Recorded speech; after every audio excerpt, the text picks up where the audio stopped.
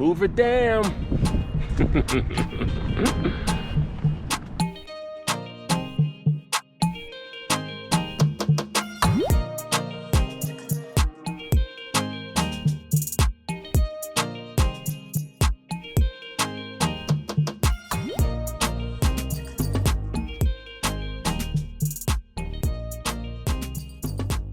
Hey everyone, thanks for joining us today. In this episode, we're going to be focused on our time in Las Vegas, which was not very long. We were only there for about a week or so. But in our last video, we were in Kanab, Utah at the Best Friends Animal Sanctuary.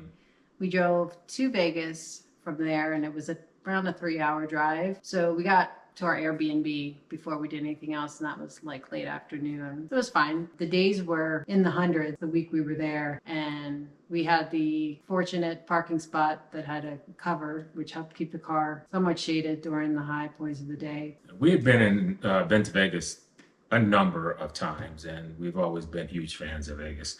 So this time we wanted to do some things that we don't usually do. Me personally, the only real time I've ever spent outside of the strip itself is to like go to a mall or something like that. So I hadn't had an opportunity to go to the Hoover Dam. I mean, that's something that I've been wanting to do for a while. Felicia had been before, so she indulged me, and we drove to the Hoover Dam. Lake Mead is right near the Hoover Dam. So we stopped. They have an overlook for Lake Mead, which is unfortunately receding. You can see the line where the water used to be. And the water in Lake Mead and the Colorado River push water through to the southwest United States. So if Lake Mead does dry up, could cause severe water shortages. The Hoover Dam was constructed between 1931 and 1936 during the Great Depression, and the main reason for it was to control flood as well as to provide irrigation water and produce hydroelectric power for the area. And Lake Mead and the Hoover Dam were supposed to work in conjunction to do that. So that goes right along the line of what you're saying. If the water's receding, then it's not doing what it's there to do, what it was designed to do. But getting back to the Hoover Dam itself, when we got there, there's a checkpoint to get into the Hoover Dam area. It's pretty intense. Check in your car, all in the trunk of the car and all that to ensure that you don't have anything that you're not supposed to have. So once we got through the checkpoint, we went and parked, and there was a bridge there called the Michael Callahan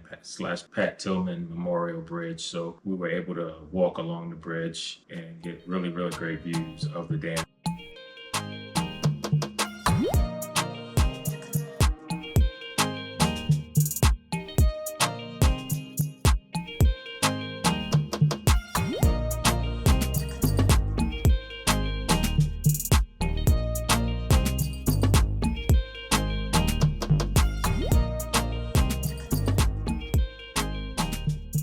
So after we left the bridge, and we were looking at parking lots, and it was $10 to park right at the dam. But if you cross over into Arizona, there are 2 free lots. There's not a ton of spots, but there was enough. We caught one open, and then you just have to walk back, which depending on the time of day and the temperature, that can be grueling. But we got there early enough to where I think we were there by 10 a.m. maybe. So it was hot, but it wasn't too bad. But yeah, so if you want to be closer, you would just have to pay $10. But yeah, once we got across the dam heading that way, trying to make our way to the visitor center. However, to keep with the theme of construction, which we always run into, the visitor center was being refurbished, so it wasn't open. So we just kind of went to the gift shop instead, which was fine.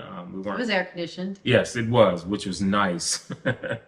Made our way back across to see it from kind of another angle for the most part. So once we left the Hoover Dam, we made our way to the Vegas Strip. Feel like that's just something you have to do. No matter how many times you go to Vegas, you always have to kind of spend some time on the Strip. Not to mention it changes every time. It does, yeah.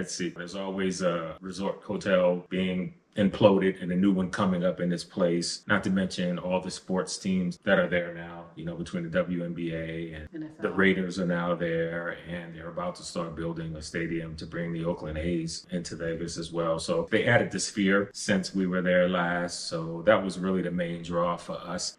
I think a lot of people think you have to gamble to go to Vegas, but there's plenty to do and eat and see, as well as, a lot of shows to take in. So that day, since we had already spent some time at the Hoover Dam, we just kind of drove the Strip just to see what was new since the last time we'd been there. So we drove past Allegiant Stadium, again, which is where the Raiders play.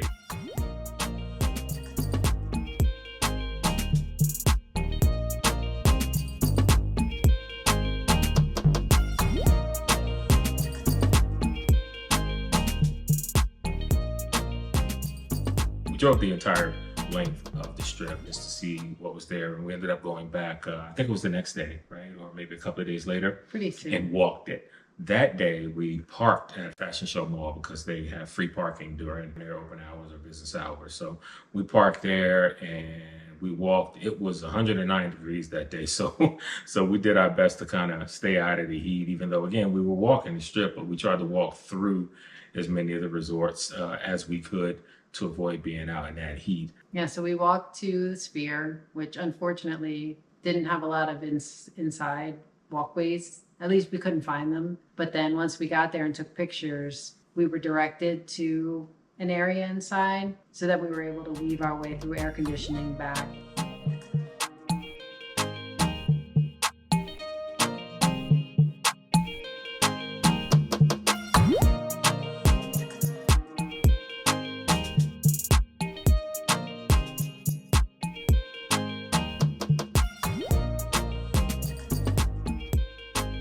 Head to Caesar's Palace, where I was on the hunt for my first cronut at the Dominique Ansel Bakery. So I'd never really had an official cronut, and I really wanted to try it. So we found the bakery inside Caesar's Palace. They did not have a plain cronut on the menu that day. It was like a blueberry glaze, lemon filled, but it was still really good. We got a macaron and a piece of key lime pie. Yeah.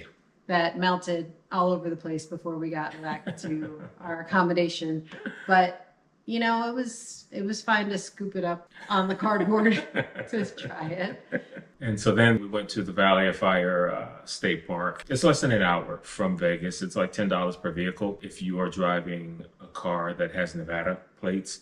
If you're not, then it's $15 to enter. And because it's not a national park, it's a state park, you're not allowed to use any sort of national park passes to get in. So we had to pay the $15, which is fine. A good donation for a good cause. It was definitely worth it because the park itself is beautiful. A lot of scenic drives and hiking trails in there. It's Nevada's oldest and largest state park. They have these ancient trees. They also have petrified wood petroglyphs that are over 3,000 years old. You can camp, you can hike, a lot of places to take great photographs within the park itself. They have a really nice visitor center there as well. We had an unfortunate incident while we were there. Either we misunderstood or misread a few of the signs, and we took a trail walk. Thankfully, we had our waters. It was plus 100 degrees. What we thought was a quick viewpoint, we just kept going, and we were like, this isn't going very well. Yeah, we kept walking. What we were understanding was that it was 0.2 of a mile right off the road. Then we were like, why are we still walking? And we were on this trail and the markers. Yeah, the mile. So we were following them, and we thought it was the right thing, but apparently we misread something because it was a completely different scenic something that we would have never walked to. And we walked a lot longer than anticipated. We weren't prepared for, like, had we said, okay, we're going to walk this trail, then that's one thing. But when you are thinking you're only going to walk 0.2 of a mile, so that ended up being a bit of an adventure. It was still nice. I mean, the park overall was beautiful, even though that soured us a little bit. But all it meant was we just didn't get out of the car again. We looked at all the views from the air-conditioned car. Yeah, for sure. So after that, we were in the mood for some good food. So, and keeping with the theme of us being big Food Network fans, Jet Tila is one of our favorite chefs, and he has a restaurant in Vegas called the Dragon Noodle Company. So we went and visited there. It's a ramen place. Food was really, really good. Go Jet Tila. And then we ended up going to Red Rock Canyon, which is really close to Vegas. Another hot day. Per usual in Vegas in the summertime. So Red Rock Canyon is a national conservation area. They have a 13-mile scenic drive, and they have hiking, lots of plants and wildlife, geological features, all sorts of things that you can do there. It's $20 per vehicle to get in. However, unlike the state park, Red Rock Canyon does allow you to use national, even though it's not a national park, it's a national conservation area. So it falls under the national park system, which means you can use national park passes. You do need a reservation though. They have time reservations from 1 October to 31 May anyway.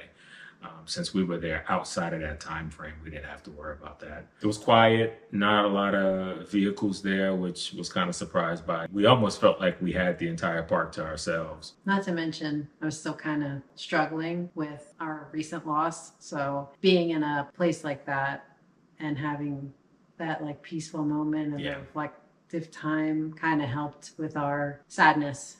Yeah, for sure. And of course, we found another bookstore. Great bookstore. Yeah, Writer's Block Bookstore near the Strip. It's just, yeah, it was a really, really great bookstore. The layout was really nice. The decor was pretty. Lots of really nice books, lots of things hanging from the ceiling. There was stuff everywhere, but not in a cluttered kind of way. Right. It was thoughtfully done. And they had a small cafe inside as well, which was nice. Yeah. This one was like spectacular. If we ever go back, like I would go out of my way to go back to this bookstore. So yeah, that was our time in Vegas. We appreciate you joining us, and we will see you the next time.